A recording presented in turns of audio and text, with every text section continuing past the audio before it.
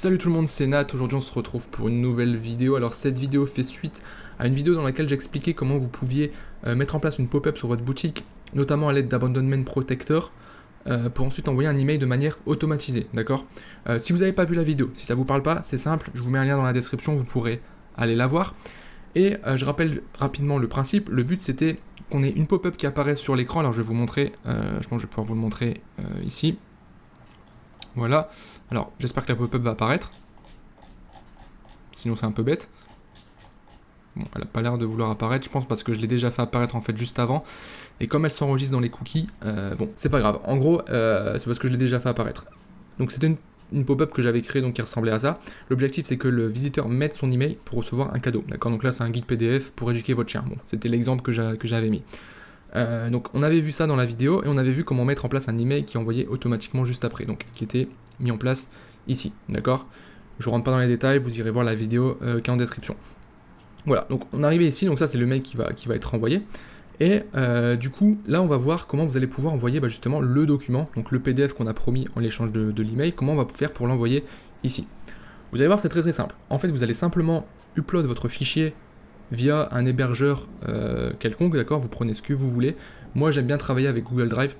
Voilà, donc là, voilà, je suis sur un de mes comptes Google Drive. Ce que je fais en général, c'est que je crée un compte Google Drive par boutique, ok. Et je vais tout simplement mettre mes fichiers dessus. Donc là, voilà, je vous ai mis un fichier, un PDF, la pyramide pardon, de Maslow. C'est le premier truc qui m'est tombé sous la main, donc j'ai mis ça. Voilà. Et en gros, bon, on va faire comme si c'était le guide pour dresser son chien.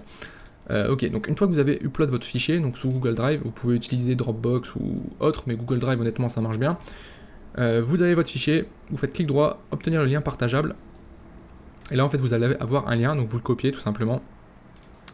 Bon, là j'ai loupé, hop, on fait ça, on le copie, et on va se rendre ici. Et en fait ce qu'on va faire, c'est qu'on va simplement mettre le lien ici sur le bouton, d'accord. Bon, vous voyez ici j'ai un bouton Visit Store. Ce qu'on va faire c'est qu'on va le changer, donc je clique dessus, je vais le modifier. Alors le texte je vais mettre télécharger mon ebook, voilà. On va le mettre un peu plus grand parce que là on voit pas tout. 300, voilà, parfait. Et là en fait dans le lien, tout simplement on va mettre le lien du document qu'on a mis, ok.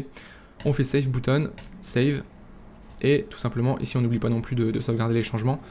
Et voilà, c'est aussi simple que ça, d'accord. Vous avez juste à héberger votre fichier sur un hébergeur, et ensuite ici à mettre un bouton. Et ce qui va se passer, c'est quand la personne du coup va mettre son email, elle va recevoir cet email là, d'accord.